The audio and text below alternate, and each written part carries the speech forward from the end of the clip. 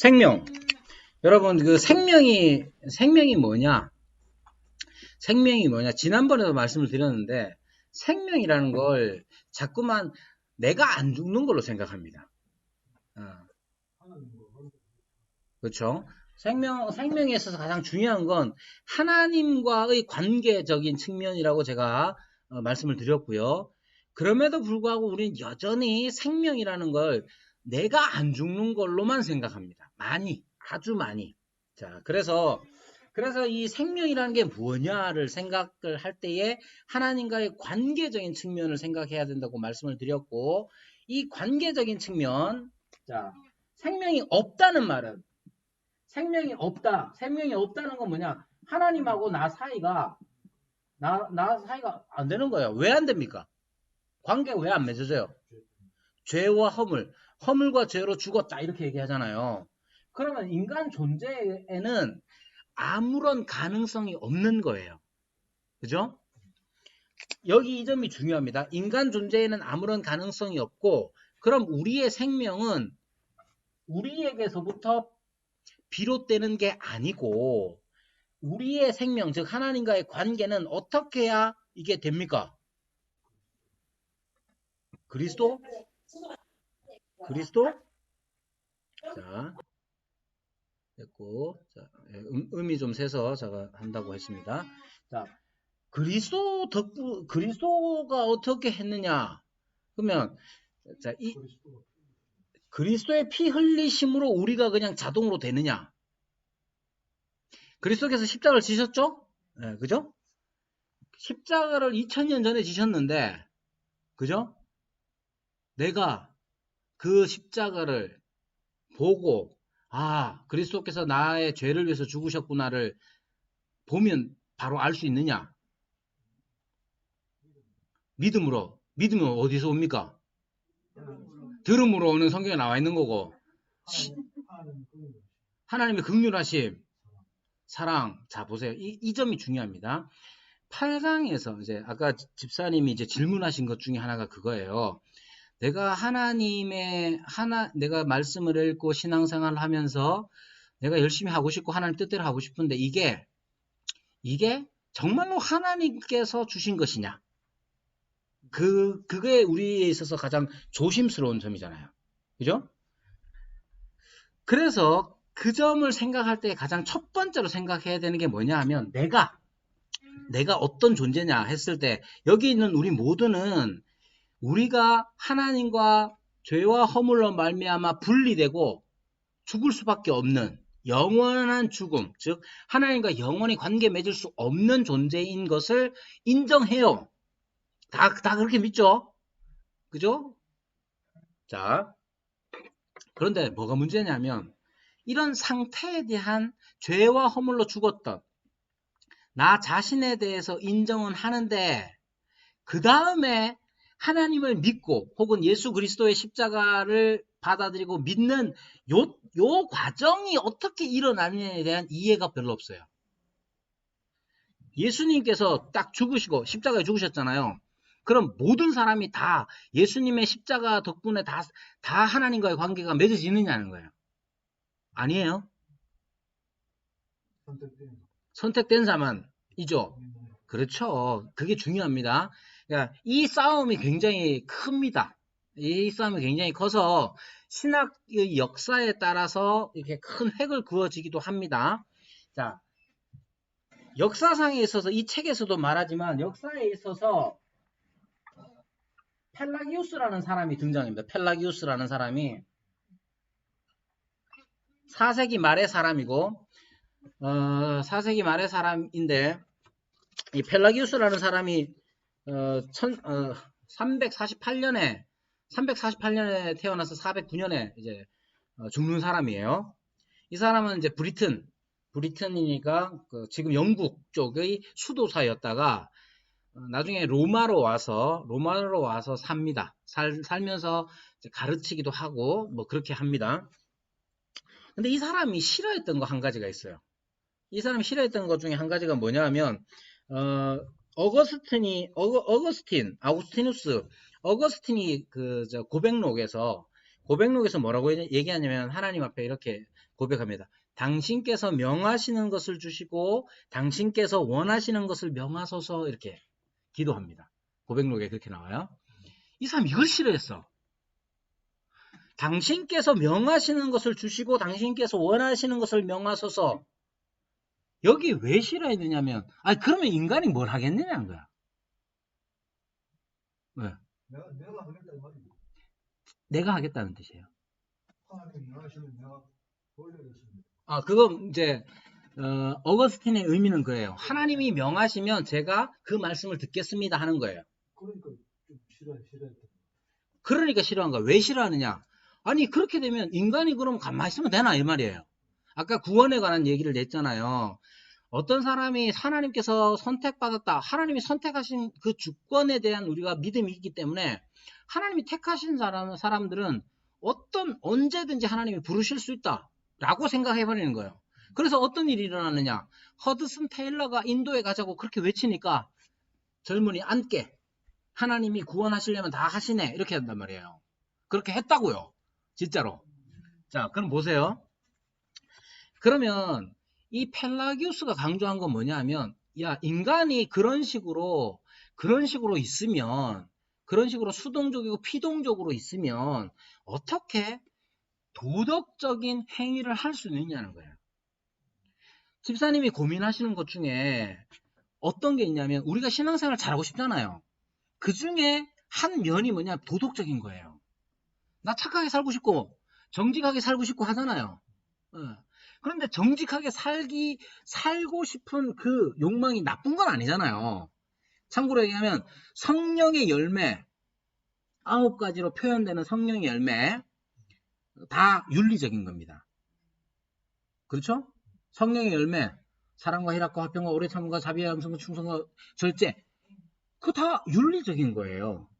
자, 그런데 보세요. 그래서 기독교는 윤리적인 거 맞습니다. 다만 자, 윤리라고 했을 때에 그 윤리를 위해서 성경 말씀을 읽으려고 한다면 잘못될 수 있다고 얘기했죠. 그건 이 책에서 계속 강조하는 바입니다. 자, 생명이라는 것을 우리가 어떤 식으로 이해하느냐. 이 펠라기우스라는 사람이 어떤 식으로 이해했느냐면 우리가 할 수 있다는 의지가 여전히 죄로 물들지 않고 인간의 의지, 도덕적 의지 자체가 무엇이든지 할 수 있도록 한다는 거예요. 그 말은 우리가 하기 쉬운 표현으로 하자면 죄가 인간의 전 존재를 타락시켰지만 하나님을 향하여서 내가 무언가를 하고자 할 때에 그 도덕적 의지는 타락하지 않아서 할 수 있다고 생각합니다. 펠라기우스, 아주 간단하게 얘기하자면 펠라기우스는 그렇게 생각한 거예요. 그리고 나서 이제 세월이 한 1000년 이상 지났죠.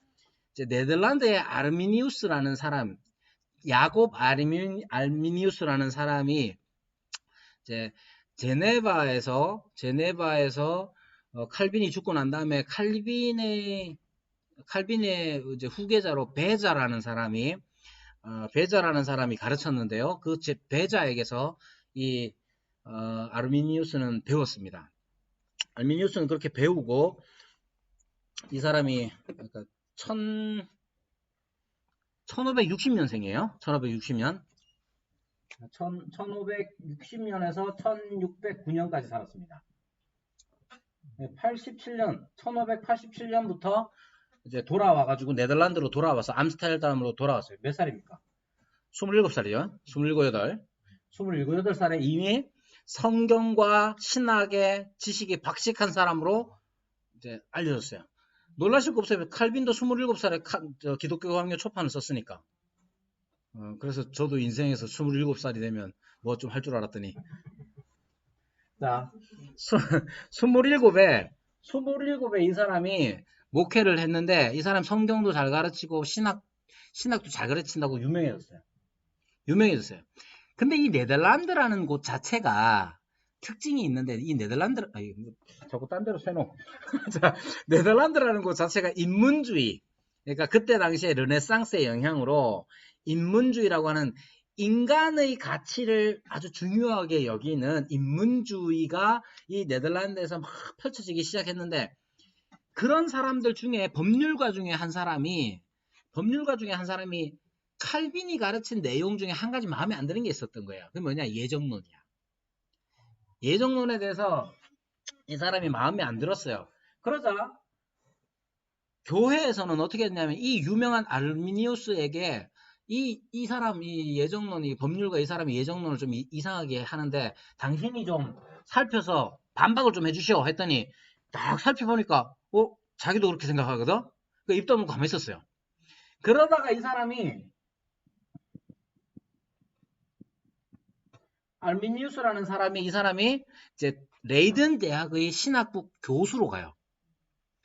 신학교 교수로 가가지고 가르치다 보니까 자기 생각이 나오기 시작한 거야.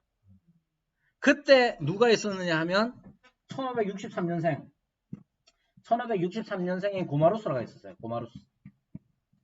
고마루스라는 사람이 알미니우스의 사상을 간파하고 이제 지적하기 시작했어요. 지적하기 시작했는데 이 양반이 1910년에 죽었었네. 10년 전에 여태까지 죽었어요. 10년에 죽은 게 아니라 1909년에 죽었는데 1610년에 어떤 일이 있냐면 알미니우스의 제자들이 예정론에 관해서 구원에 대해서 항론, 지난번에 잠깐 말씀드렸는데 항론이라는 이름으로 예정론, 칼빈의 예정론에 대해서 시비를 걸었어요. 그러자 반항론이라는 논문을 고마르스를 비롯한 칼빈주의자들이 내놓고 싸우기를 시작했어요. 이 싸움이 이게 심각한 게 뭐냐면 교회가 그때까지만 해도 하나가 되어 있었고 만약에 교회의 신학이 달라져 버린다. 그러면 교회가 하나 쪼갈려 나가는 게 아니라 전쟁이에요. 전쟁. 그게 당시의 유럽의 상황이었거든요. 그러니까 이 중에 이제 여러 논란들이 많이 있었는데 그런 와중에 이제 1618년 11월부터 1600 네, 소거를 하고요.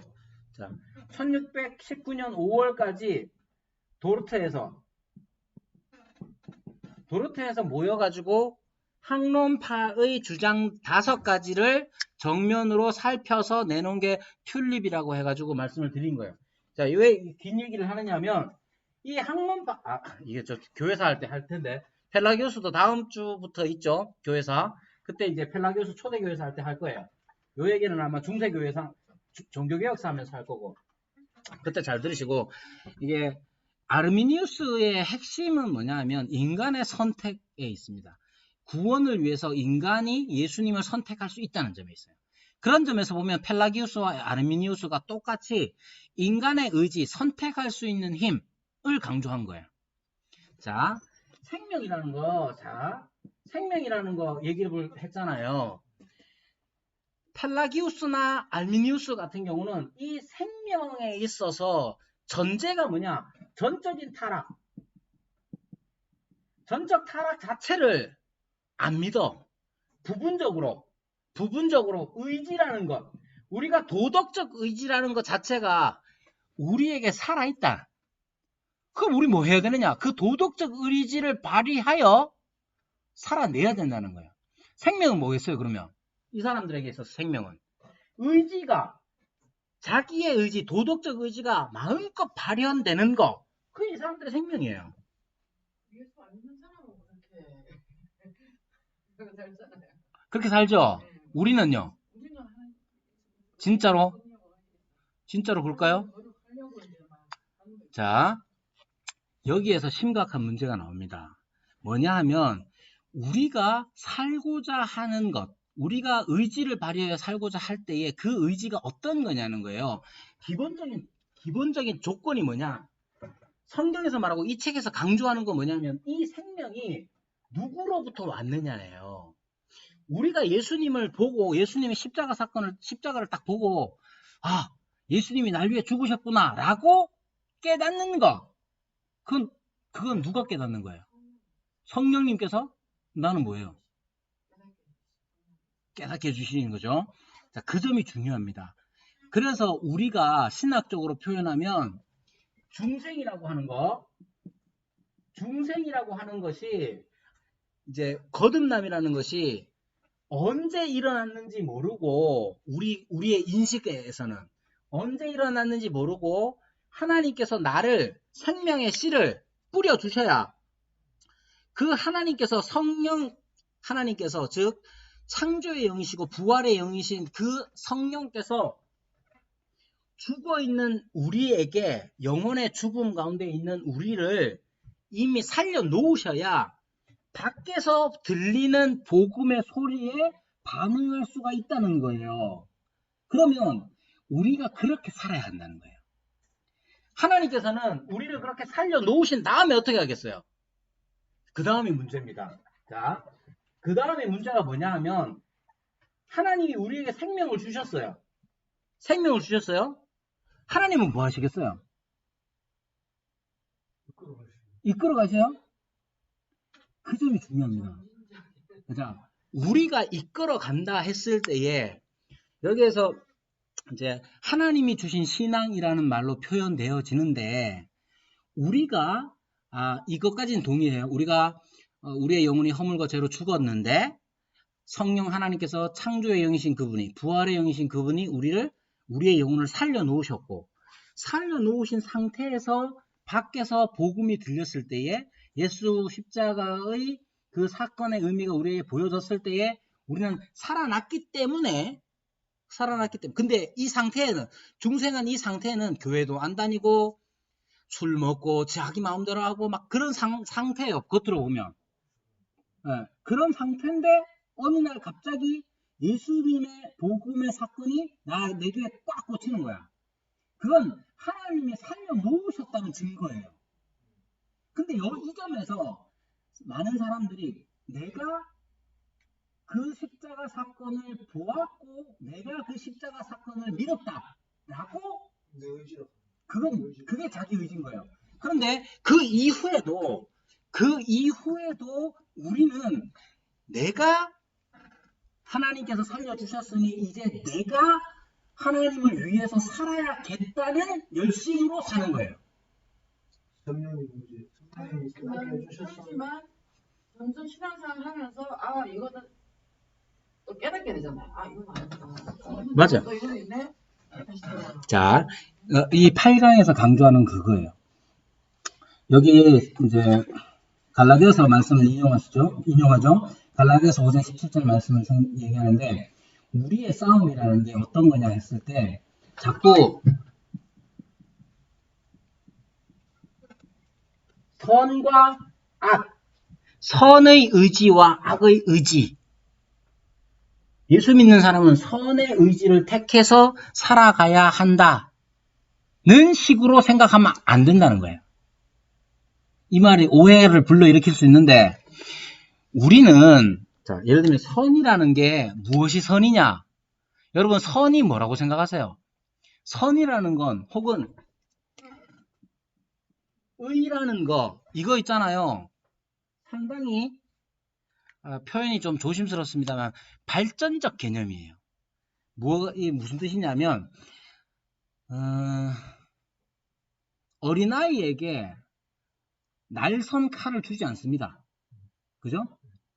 날선 칼을 주지 않아요. 그게 선이에요. 그죠? 그 동일한 날선 칼을 해 뜨는 사람에게 주는 것은 선이에요. 의라는 것도 똑같죠? 그죠? 그러니까 선의 의지, 신앙 자체를 선의 의지와 악의 의지의 구별이나 대립으로 신앙을 생각하면 그 속에 언제나 있는 게 뭐냐면 나라는 의지예요. 내가 선을 택하고 내가 악을 피하고 내가 의롭게 하고 이것은 생명을 주신 하나님 생명의 개념에 어긋나는 거라 이 말입니다. 이 책에서 강조하는 것. 우리의 신앙생활이 어떠해야 하느냐 하면 우리의 신앙생활이라는 것은 나의 나됨을 버리는 거예요. 근데 이 버린다는 말도 자, 좀 이게 까다로울 수 있는데 지금 당장은 내가 당장 착한 일을, 선한 일을, 옳은 일을 해야지라고 생각할 수 있고 그렇게 선택해야 합니다. 당연합니다. 우리는 선을 택하는 자가 되어야 합니다.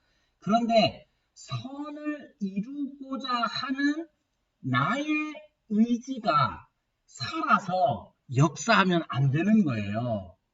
그 점은 어떻게 할 수 있느냐 하면 하나님이 여전히 내게서 생명의 공급자로 역사하시느냐의 문제입니다.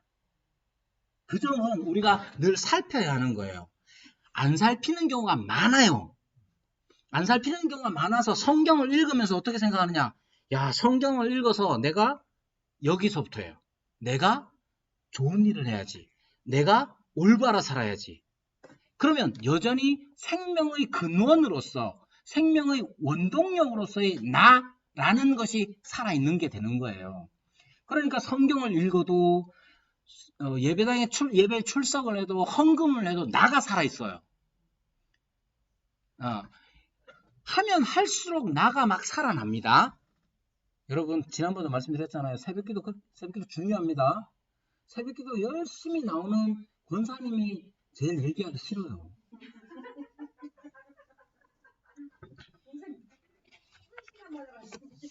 권사님이 매번 새벽기도 오늘도 갔다 오셨는데 그죠? 근데 왜 기도라는 걸 하면서 왜 그렇게 되겠냐고요. 나가 살아있기 때문에 그래요. 그러니까 나를 죽이는 방법이 뭐냐? 했을 때 사실 이미 우리는 죽은 거예요. 십자가에 못 박았다고 그랬잖아요. 옛사람은 십자가에 못 박았다고 그랬잖아요. 옛사람과 새사람의 차이가 뭐예요? 옛사람과 새사람의 차이는 원동력에 있어요.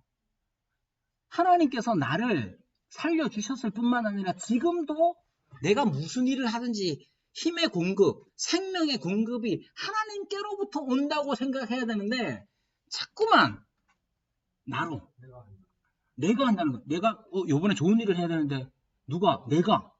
그 문제예요. 그런데 성경이 가르치고 이 책에서 강조하는 건 뭐냐면 하나님께서 우리에게 할 수 있도록 해주실 뿐만 아니라 하게끔 하셔요. 그러면 내가 어떻게 돼? 기도도 어떻게 되느냐면 기도 열심히 해서 뭘 확인하느냐? 하나님과의 관계를 확인하는 거예요. 기도할 때마다 즐거운 건 왜입니까? 여러분 기도의 즐거움이 어디서 오느냐? 오늘 기도하시면 오늘 딱 봤는데 아무도 없어. 심지어 목사님도 없어. 이야, 오늘 제일 오래 했네. 그러면 나올 때 뿌듯합니다. 그렇잖아요. 그래서 목사님들은 조심해야지. 제 경험으로 졸고 시큰 졸아도 마지막에 이제 나갈 때서 주여 한번 하고 나오는 거예요.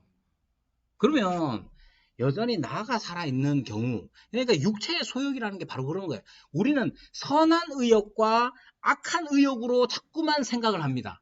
신앙생활을 선한 의욕과 악한 의욕으로 자꾸만 생각을 해요. 그러면 모든 의욕은 다 나로 말미암는 거예요. 우리가 살면서 깨닫는 게 뭐냐? 시커멓 살아왔더니 이게 하나님께서 이렇게 나를 이끄셨구나. 이 고백을 우리는 늘 하잖아요. 돌아보면. 그래서 우리는 여전히 좀 신학적으로 좀 못나 보여도 하나님께서 그걸 깨닫게 하시는 순간들이 순간순간 있어요. 그죠? 그렇기 때문에 우리가 비록 어떤 권사님이 막 말도 하기 싫고 이래도 그분도 나중에 지나고 나면 아유 그래 하나님이 다 하시는데 참 이렇게 한단 말이야. 그러니까 좀 말하기 싫은 권사님도 같이 이렇게 얘기도 하고 이러는 거예요. 이게 하나님을 믿고 의지하고 하나님께서 나를 변화시키신 것처럼 우리 모두를 변화시키실 것을 믿기 때문에 그런 거죠. 네. 생명이신 하나님이라는 뜻은 바로 그런 거예요. 근데 우리는 자꾸 생명이신 하나님 그러면 어떻게 생각하느냐? 하나님이 나를 영원히 살게 해주셔. 또 영원히 살게 해주는데 눈물도 없다네? 병도 없고? 땡큐. 여전히 나가 살아있는 거죠. 그런 거 아니에요. 우리는 우리의 삶의 모든 힘의 근원이 생명의 공급이 어디서 오느냐? 나를 죽음에서 건지신 그분이 주신다는 것을 경험하면서 사는 거예요. 말씀을 통해서 그걸 알게 되는 거고, 그 말씀을 따라서 살아갈 때에 우리가 그래, 하나님 성령께서 우리에게 이걸 주시는 것이지라고 늘 깨닫는다는 거예요. 근데 펠라기우스나 알미니우스나 혹은 알미니우스를 이제 받아들였던 웨슬리 같은 사람들은 우리가 할 수 있는 뭔가가 있다고 생각해요. 우리가 할 수 있는 거. 우리가 해야 되지 않느냐.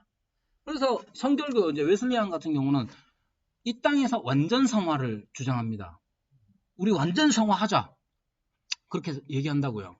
우리도 당연히 완전 성화를 위해서 향해 가지만 완전 성화는 영화로서 주님이 오실 때 죄의 육신을 벗고 부활의 육체를 입을 때에 완전 성화, 영화에 이르게 된다고 우리는 믿는 거예요. 그 차이가 있는 거예요.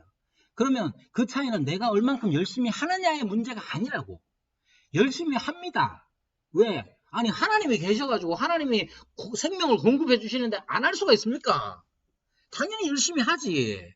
성경도 열심히 보고 성경 말씀을 통해서 순종하려고 애쓰고 당연히 열심히 합니다. 근데 내가 아니면 안 돼. 나는 이걸 해야 해. 여러분 이게 많은 사람들에게 인기를 끌 수 있어요. 왜? 여러분들 생각해보세요. 하나님이 다 하십니다. 이러면 하고 싶어요? 안 하고 싶어. 아니 하나님이 하신다는데 뭐 안 하고 싶어요. 그래서 어떻게 하느냐? 여러분 구원받기 원하시면 앞으로 나오세요. 일어나세요. 엄청 강조하는 거예요. 그 누가 다 하느냐? 침례교 그런 사람들이 옛날에 다 했던 거예요. 근데 우리도 지금도 많이 하고 있고 왜 그게 중요하냐? 왜 그걸 중요시 여기느냐 하면 사람이 뭔가를 해야 한다고. 내가 뭔가를 할 때에 그게 나에게 도움이 되고 실제적으로 효과가 있다고 생각합니다. 그러면 그것이 의미하는 바가 뭐냐? 생명이 나에게서 싹 틀 수 있고 생명이 자랄 수 있고 그걸 담고 있는 거예요. 그러면은 그렇다고 해서 그렇게 열심히 못하게 하느냐 우리 신앙이 이 책의 저자가 그렇지 않아요. 이건 생명의 근원이 어디서 오느냐의 문제를 다루고 있는 겁니다. 자, 9강은 하나님의 호칭에 대한 문제를 얘기합니다. 하나님의 호칭. 자, 하나님에 대해서 생각할 때 이제 하나님에 대한 호칭을 살펴봐야 하는데, 여러분 이제 하나님에 대한 호칭이 여럿 있다는 걸 아셔야 되는데, 제일 이제 많이 알고 있는 것 중에 하나가 엘로힘입니다.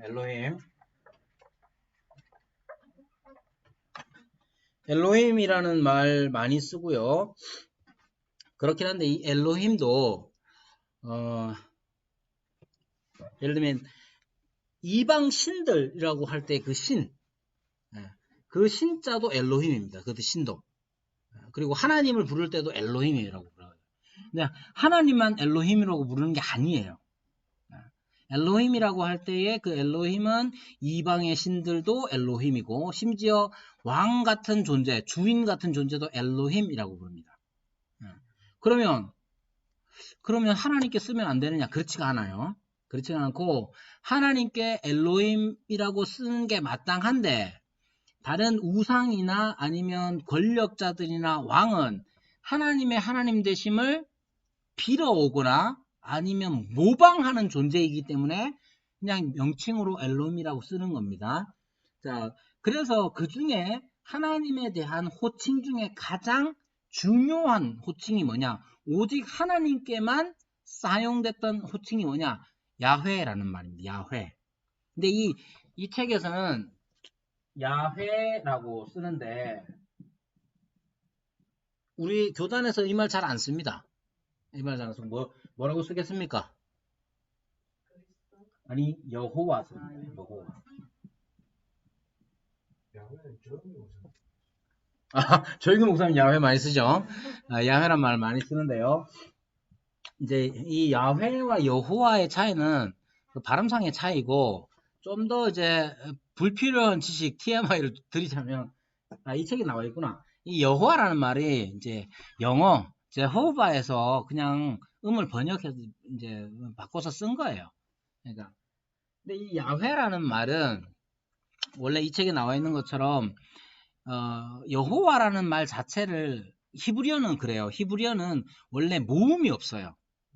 모음이 없는데 나중에 이제 마소라 학파 사람들이 모음을 이제 점을 찍어서 표현합니다.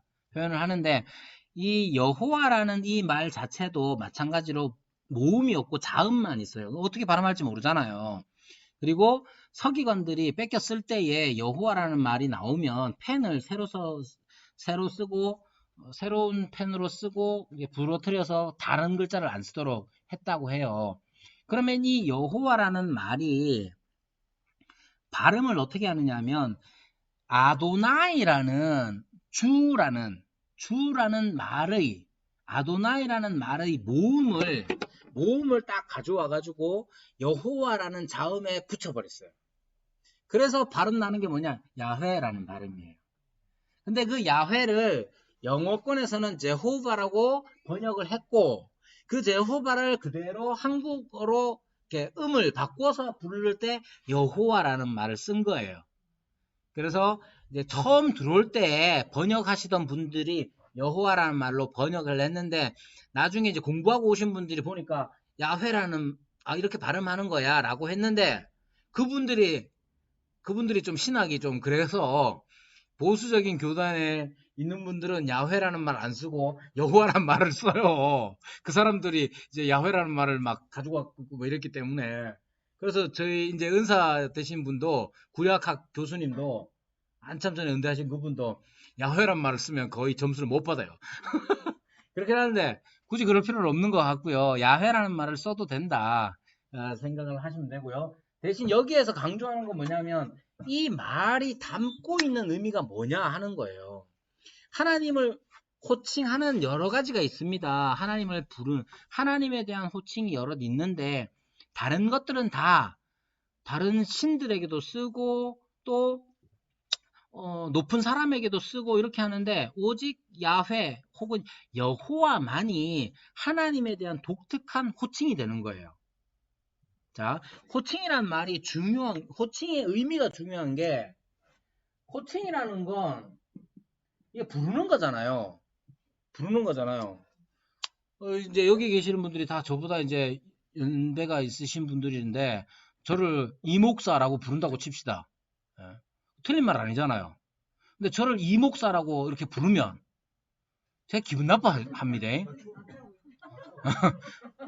그러니까 제가 이제 강의 안 하고 이제 없을 때는 여러분들이 이목사 저목사 막 해도 되는데 제가 여기 있는데 저를 부를 때 이목사 이렇게 부르면 그렇잖아, 그죠? 그러니까 호칭이라는 거 부른다는 거는 우리의 태도를 비롯해서 여러 가지가 담겨 있어서 중요한 거예요.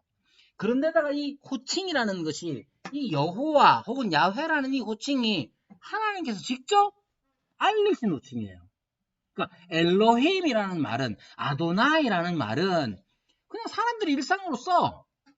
엘로힘이라는 말이 신을 칭할 때도 쓰지만 무슨 주인님을 부를 때도 엘로힘이라고 불렀고 아도나이는 그냥 주라는 말 자체는 일상적으로 많이 썼단 말이에요. 그러면 그런 말을 세상 사람들이 혹은 많은 사람들이 그냥 쓸 수 있는 까닭은 뭐냐면 그런 말 속에 엘로힘이나 아도나이가 원래 하나님께만 해당되는 호칭이지만 세상의 사람들이 하나님께만 해당되는 것을 빌려오거나 아니면 그것을 자기가 이용해 먹거나 우상이죠, 그게. 그렇게 했기 때문에 이 세상에 통용되는 거예요. 단 여호와 야훼라는 것은 하나님께서 직접 당신의 백성에게 내가 여호와다 라고 알리신 거예요. 그러니까 여호와라는 말이 가장 독특한 호칭이 되는 거죠. 그러면 여기서 또 하나 문제가 뭐냐면 하나님께서 그렇게 호칭을 당신 스스로를 당신의 이름을 계시하셨잖아요. 그러면 이걸 우리가 가볍게 여기면 안 되는 거예요. 하나님이 직접 알려주신 거니까. 그래가지고 이 여호와나 야훼를 만약에 함부로 내가 여호와 막 이런 태도로 만약에 한다 안 되는 거야 그거는. 저 모세 시대 때는 여호와 이름 부르는데도 죽었다고. 함부로 부르면 그렇죠. 안 부르시면 이게 호칭은 부르라고 주신 이름인데 그래서 3계명에 여호와 이름을 망령되이 일컫지 말라고 하신 거예요. 그죠? 그러니까 망령되이 일컫는다는 게 뭐냐?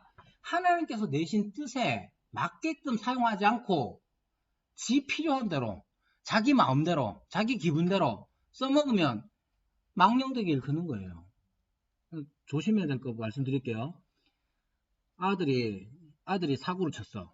그럼 뭐라 합니까? 감탄사. 아이고 주여 이런데. 아이고 두야 말고 우리 큰어머니는 아이고 두야 했는데 교인들 중에 아이고 두야 뭐 이런데 조심해야 돼요. 주라면서요. 주님이시라면서요. 근데 막 함부로 막 하면 됩니까? 조심해야 돼요. 그러니까 하나님이 진짜로 우리를 초월하여 거룩하신 분이며 영원하신 분이며 무한하신 분이며 공의로우시다면 하나님이 내신 이름을 함부로 쓰는 거 됩니까? 그 만월이 여기는 거라니까요. 아주 조심해야 돼요. 여호와라는 말 안에 그러면 어떤 의미가 담겨 있느냐 했을 때 이 여호와라는 말 안에는 이 사람들이 주라는 개념이 들어가 있다고 분명히 밝힙니다. 자, 그러면 이런 거죠. 이 앞에 거랑 얘기해서 생각하면 하나님은 인격자이시고 생명이시잖아요. 이게 이제 앞에 내용이에요. 7강까지의 내용이에요. 하나님은 인격자이시고 하나님은 생명이시다. 이건 하나님과 나와의 관계 자체를 얘기해 주는 게 아닙니다. 하나님은 인격자이신데 그래서 뭐 어쩌란 말이에요.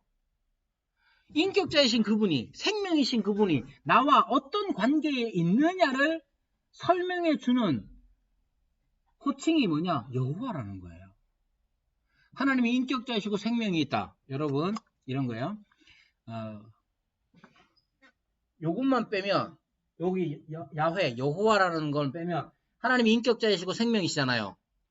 그러면 우리 영화 중에 이런 거 있습니다.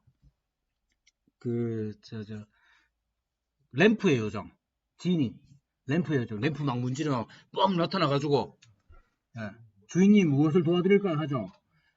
그 지니라는 램프의 요정도 생명도 막 가지죠. 그뿐만 아니라 인격 그리고 말이 통하고 감정이 있잖아요. 그런데 램프를 문지르는 사람이 아도나이 주가 되죠. 그죠? 하나님은 인격자이시고 생명이신데 우리와의 관계를 어떻게 하느냐가 중요합니다. 하나님은 인격자이고 생명이신 그분이 우리에게 여호와가 되신다는 거예요. 근데 이 여호와라는 말 안에 들어가 있는 가장 중요한 개념은 뭐냐? 주가 되신다는 거죠. 주인 주자를 써야 돼. 주인 주자. 여러분 제발 그 젊은 사람들이 아이고 주여 해놓고 주여라는 그 그림 갖다 놓고 술 주자를 써서 아이고 주여 이러지 안 되죠. 안 되는데 그런 사람 많습니다. 근데 그런 사람만 있느냐? 무슨 한숨이 나와도 아이고 주여 하고 자기 넘어져 아이고 주여 하고 그 주인을 부르는 태도가 아니라면 아이고 소리가 너무 울린데요. 죄송해요. 제가 갑자기 흥분해서 그래요. 제가 흥분을 잘합니다. 자, 주라는 말이 아도나이라는 말 자체가 주라는 개념을 가지고 있다는 점이 가장 중요합니다. 그러면 이 개념이 어떻게 나와 있느냐 하면 이 여호와라는 말을 하신 때가 언제입니까?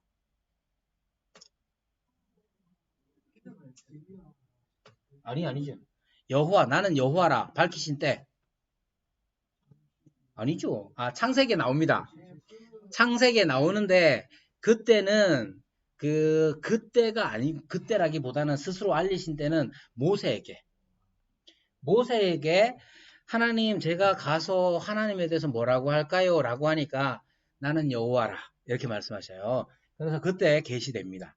자 그러면 그때가 언제냐는 거예요. 그때가 언제냐? 출애굽하기 전이죠.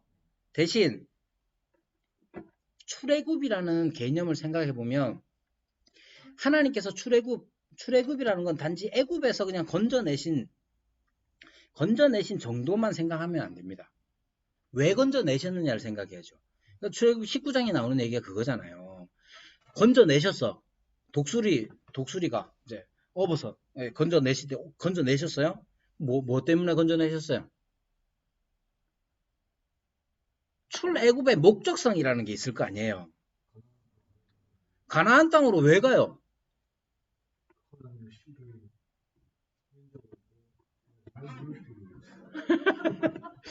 그게 중요한 거예요. 하나님이 가나안 땅에 왜 들려보내시냐고요. 그러니까 여기에서 나타내는 건 하나님의 목적성에 관한 거예요. 그러니까 구원이라는 게 출애굽이라는 게 단지 애굽에서 나오는 것 자체만 목적이 아니라는 거예요. 그것은 분명히 목적이 있는데 아주 가깝게는 바로에게 모세가 그렇게 말합니다. 가서 예배하겠다 이렇게 얘기해요. 바로에게 모세가 야 데리고 왜 데리고 가냐 그랬더니 가서 우리는 하나님 예배해야 되겠다 이렇게 얘기해요. 하나님께서는 이스라엘을 건지셔서 어떻게 하시느냐? 내 소유로 삼으시고 거룩한 백성이 되게 하시고 또 제사장 나라가 되게 하겠다고 하나님께서 말씀하셨단 말이에요. 그러니까 하나님의 애굽에서 건져내는 이 사건 자체는 목적을 가지고 있어요. 당신의 이름을 여호와라고 밝히시면서 나는 스스로 있는 자라 밝히실 때 그건 난 이런 사람이야 혹은 난 이름이 뭐뭐야 라는 것으로 끝나는 게 아니에요. 끝나는 게 아니고 하나님께서는 그 여호와라는 말 안에 스스로 계신 자로서 그러면 이스라엘을 향하여서 어떤 계획을 가지고 있을 뿐만 아니라 그 목적을 이루기 위하여 당신을 드러내시는 분이에요. 그래서 여호와라는 말 안에는 단지 그냥 단순하게 하나님은 스스로 있는 자래 자존하시는 분이래로 끝나는 게 아니라 그분이 호칭 당신의 이름을 계시하시면서 목적하는 바를 이루시는 분임을 알아야 되는 거죠. 그게 뭐냐? 주라는 개념이에요. 주. 아도나이. 주님으로서 주인으로서 우리의 주로서 하나님께서는 당신의 이름을 보이시고 나타내셨다는 거예요. 이 점을 우리가 하나님의 이름을 부를 때에 스스로 조심해야 하는 것이죠. 하나님은 여호와, 야훼가 되시면 그렇게 이름을 드러내시면서 구원하시고 또한 구원의 목적을 이루시는 분으로서 주님께서 당신을 계시하신 것이죠. 그러면 그 가나안 땅에 어떤 의미가 있느냐 하면 분명한 목표를 가지고 있죠. 너희는 내 소유가 되고 제사장 나라가 되고 거룩한 백성이 될 것이다. 어디에서 할 거냐고요. 어디에서 할 거냐. 그 터가 그래서 그 땅이 중요하게 되는 거예요. 하나님의 소유가 된 하나님의 보물로서 이 소유란 말이 보물이라는 뜻을 가지고 있는데 하나님의 소유가 이 백성이 이스라엘이 하나님 거다라는 걸 알려줘야 될 거 아니에요. 알려줘야죠. 어떻게 알려주느냐. 이 사람들이 하나님에게 속하여서 하나님의 말씀을 듣고 하나님의 말씀에 순종하며 살아갈 때 이 사람들을 통해서 하나님이 드러나게 되는 거예요. 제사장 나라도 마찬가지죠. 구약 시대의 이스라엘이라는 존재가 단지 자기네만 다른 그 가난한 사람들 다 때려잡고 자기네만 잘 사는 그런 게 아니라 제사장 나라가 된다잖아요. 실제로 그 과정에서 미디안 사람들이 하나님의 백성이 되고 라합이 하나님의 백성이 되고 그렇게 해서 이스라엘이 하나님의 소유가 된 이스라엘이 살아갈 때에 지나갈 때에 이 사람들은 하나님의 백성, 하나님의 소유가 되었구나. 그래서 나도 하나님의 소유가 되고 싶다고 라합이나 또는 미디안 사람들 같은 경우 들어오게 되는 거잖아요. 자, 그래서 그렇게 제사장 나라의 역할을 하게 되었고 이것은 아브라함 때부터 약속해 주신 것이죠. 거룩한 백성이라는 것도 마찬가지예요. 거룩이라는 말은 윤리적인 의미보다도 우선적인 건 구별되다 하는 거예요. 구별되다는 것도 구별이 목적성을 띱니다. 무엇을 위한 구별인 거죠. 예를 들면 이 보드마카가 거룩합니까? 아닙니까? 사람은 거룩합니까? 아닙니까? 거룩이라는 개념은 구별되다. 목적을 가지고 구별할 때 거룩이라고. 지금 이 보드마카, 흔해 빠진 이 보드마카가 만약에 예배를 위하여 이것을 구별했다. 그것은 그걸 그렇게 할 때에 거룩하게 되었다고 말하는 거예요. 사람은 거룩하지 않죠? 그런데 하나님께서 하나님의 일을 위하여 거룩하게 구별한 사람들 있죠. 누구예요? 구약에서 보면 제사장들이 특별히 그렇죠. 그래서 제사장들을 특별히 기름을 붓기도 하고 구별하잖아요. 구별해요. 하나님 편으로 향하도록 하잖아요. 거룩이라는 개념은 구별하다 하는 개념이 가장 우선적이에요. 가장 우선적인데 그 구별조차도 하나님을 위하여 하나님을 향한 목적으로 구별해내는 거. 그게 거룩인 거예요. 그리고 그런 것들이 구약에 많이 있죠. 성전, 거룩하잖아요. 성막. 그건 하나님을 위하여 구별해 놓은 거기 때문에 거룩하다고 하는 거예요. 그러면 이스라엘 백성을 거룩하다 했을 때 그 거룩은 이스라엘이 막 윤리적으로 그게 우선이 아니에요. 하나님의 말씀, 율법을 보면 윤리적이에요. 얼마나 윤리적이냐. 염소 새끼를 그 어미의 젖에 삶지 말라잖아요. 그거는 뭐 그냥 삶아 먹으면 되지 뭐. 삶아 먹으면 더 맛있겠지 뭐. 그 어미의 젖에 삶아 먹으면 더 맛있으니까 그래 했겠지. 근데 그거 하지 말래잖아요. 얼마나 윤리적이에요. 윤리적인 거 맞아요. 근데 그게 우선이 아니고 그 거룩하다 하는 이 개념이 하나님을 위하여 구별되었을 때에 거룩하다는 말이 쓰이는 거예요. 이스라엘이 거룩한 백성이다라는 말도 이스라엘은 이 세상에서 하나님을 위하여 구별된 존재들인 거죠. 교회도 거룩하겠죠? 교회가 왜 거룩한지를 알아야죠. 근데 그렇게 생각 안 하고 자꾸 어떤 식으로 생각하냐면 교회가 사람들이 의롭고 착하고 좋은 일하고 그런 데 아니냐? 거룩을 그렇게 생각합니다. 당연히 여러분들 지내보면 알잖아요. 교회에서 이제 싸우는 일도 많고 많이 있잖아요. 나가보세요. 더한 놈들 많아요. 더한 사람 천지라. 교회 사람들은 그나마 좀 양호한 편이라. 물론 안 그런 사람도 있겠지만 저는 경험했을 때 좋은 사람들이 더 많았던 것 같아요. 근데 중요한 건 뭐냐? 거룩은 착한 사람들끼리 모이는 거 혹은 착해지기 위해서 모이는 이게 우선 개념이 아니라고. 이게 아니라 우리의 모든 행위들은 하나님을 위하여 구별되는 게 가장 거룩의 가장 중요한 의미예요. 이스라엘은 어떤 사람들이냐? 하나님을 위하여 구별된 사람들이에요.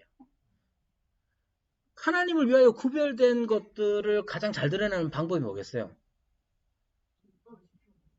율법을 지키는 거예요. 율법이 뭐냐? 하나님의 말씀이에요. 우리는 어떻게 교회의 거룩성을 드러내겠습니까? 교회의 거룩성이 어떻게 드러납니까? 근데 설명하자면 뭐 설명이 아니, 이스라엘의 거룩도 잘 설명하셨잖아요. 아니요, 예수 그리스도 이거 설명을 해야 돼요. 설명? 네. 잘 들으세요. 율법 잘 지켜야 됩니다. 근데 들어보세요. 율법을 잘 지킨다는 말의 의미는 뭐냐? 율법주의적으로 율법을 지킨다는 게 아니에요. 율법이 뭐냐 하면 하나님께서 하라고 하신 거, 하나님이 하지 말라고 하신 거, 그게 율법이에요. 그래서 주님께서도 율법의 1.1핵도 말씀하신 게 그 뜻이에요. 하나님 뭐 하라고 하셨습니까? 우리에게. 사랑하라.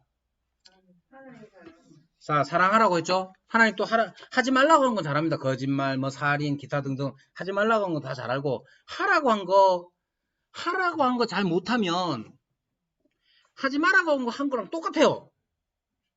자, 여러분 회개하는 마음으로 들으세요. 하나님이 사랑하라 하신 그분이 또 뭐라고 하셨냐? 용서해라 해주셨습니다. 용서 못하는 사람 많습니다. 교회에. 아이고, 저것도 집사라고. 이 말 얼마나 많이 합니까? 저것도 집사라고는 말만 뿐만이 아니죠. 아이고, 저것도 목사라고. 이 말도 하잖아. 제가 목사라서 그렇게 하는 거예요. 보세요. 근데 하나님이 뭐라고 말씀하셨느냐? 용서해라 했습니다. 그럼 용서하면 어떤 일이 일어나겠습니까? 용서하면 어떤 일이 일어나겠어요? 용서하고 인내하고 그렇게 하면 뭐 어떤 일이 일어나냐? 아, 하나님이 여기 다스리시네? 라는 하나님의 살아계심이 드러나게 됩니다. 그러면 내가 내 힘으로 용서하는 게 아니잖아요. 사실 내 힘으로 용서 못해. 네. 하나님께서 우리에게 하나님의 율법으로 우리에게 말씀에, 율법이라고 하면 부담스럽잖아요. 그래서 아까 이제 집사님이 맨 처음에 율법 얘기할 때 이렇게 뭐라고 말을 못하겠는데 하신 까닭이 그거예요. 율법에 대한 근본적인 거부감 같은 게 있어요. 왜? 바리새인 욕 엄청 얻어먹었거든. 그러니까 근본적인 거부감이 있는데 여러분 율법이라는 것은 하나님의 말씀이에요. 하나님 명령이고 그 명령을 순종할 수 있는 힘은 어디서 생기느냐? 하나님께서 우리를 살려놓으셨기 때문에 생겨요. 그뿐만 아니라 하나님께서 우리를 위하여 보내신 중보자 되신 예수 그리스도께서 그 율법의 모든 요구를 다 이루셨잖아요. 그리고 그 이루신 그 의의 열매를 율법을 다 이루신 그 공로를 우리에게 전가시켜 주셨잖아요. 우리의 죄가 그리스도로 인하여서 죄의 형벌이 감하여지고 대속이 이루어지고 그 다음 그리스도께서 이루신 의의 공로를 우리에게 주신 것. 이게 이중 전가교리라고 합니다. 그리스도의 이중 전가교리. 죄의 전가가 그리스도께 일어났고 그리스도께서 이루신 의의 전가가 우리에게 일어나고 그래서 우리가 생명의 면류관을 받는 거예요. 그건 그리스도께서 우리를 위하여 행하신 모든 일의 결과로서 우리에게 주신 은혜로서 우리가 그리스도께서 받으실 것을 함께 받는 거라고요. 그러면 그 가운데 하나님께서 그 거룩한 백성, 하나님을 위하여 구별된 백성을 향하여서 말씀하신 것들을 우리가 생명으로 여기고 함께 이루어나가는 건 내가 좀 더 그럴싸한 사람이 되고자 하는 마음이 아니라 생명의 힘의 원동력으로서 그렇게 주시는 거예요. 그때 그것을 순종하여 살아갈 때에 뭐가 일어나냐? 거룩한 백성이 드러나. 어떻게? 아, 이 사람들은 하나님께 속한 사람이구나. 아, 이 사람들 안에는 진짜 하나님이 계시구나. 아니, 하나님이 계시니까 저렇게 저 죽일 놈도 용서하지. 그래, 그것이 바로 교회의 거룩성인 거예요. 근데 우리 그 신경 안 쓰잖아. 교회의 거룩성이고 뭐고 뭐 열심히 헌금 많이 해가지고 면류관 좋은 것 좀 따고 만약에 이렇게 생각하면 그것은 육체의 소욕을 따르는 거라는 거야. 너무 흥분을 해가지고 자, 너무 흥분을 했는데요.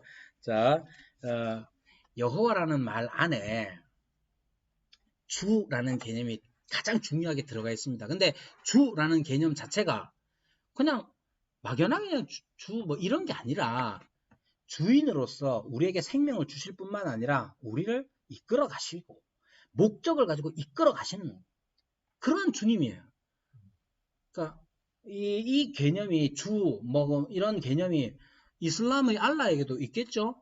근데 그 알라 같은 경우는 그냥 어떤 목적과 목표 혹은 법칙 같은 것들이 있고 우리에게 내재하지 않아요. 인간에게. 우리에게 찾아와서 하지 않아요. 그냥 운명처럼 인샬라 하는 거. 인샬라라는 말도 그런 거죠. 그냥 운명 같은 것들로 그냥 인샬라로 그냥 받아들이는 것 뿐이에요. 그 사람들은.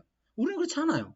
하나님께서는 초월하여 계시지만 우리 가운데로 오셔서 당신을 드러내 보여 여호와라는 이름을 우리에게 주시고 그뿐만 아니라 그 호칭 여호와라는 야훼라는 말 안에서 주인 되심이 어떤 것인지 우리에게 보여주시잖아요. 그래서 너희는 내 백성, 내 소유가 되고 제사장 나라가 되고 거룩한 백성이 된다. 근데 된다는 게 야 내가 되도록 했으니까 너 해? 이런 게 아니라 하나님이 그것을 함께 하시며 이루어 가신다는 거잖아요. 우리에게 요구되는 건 뭐냐? 말씀 순종하셔야 됩니다. 말씀이라고 하면 너무 모호하게 생각해서 분명히 말하건대 십계명 잘 지키세요. 그뿐만 아니라 이웃을 네 몸과 같이 사랑하라. 지키세요. 근데 지킬 때 이 관계의 동심원이라는 게 있습니다. 제일 가까운 사람부터 지키세요. 교회에 있는 사람 용서하실 분 있으면 용서하시고, 예. 아니면 용서 못하겠다 그럼 인내하세요. 인내하라 하시잖아요.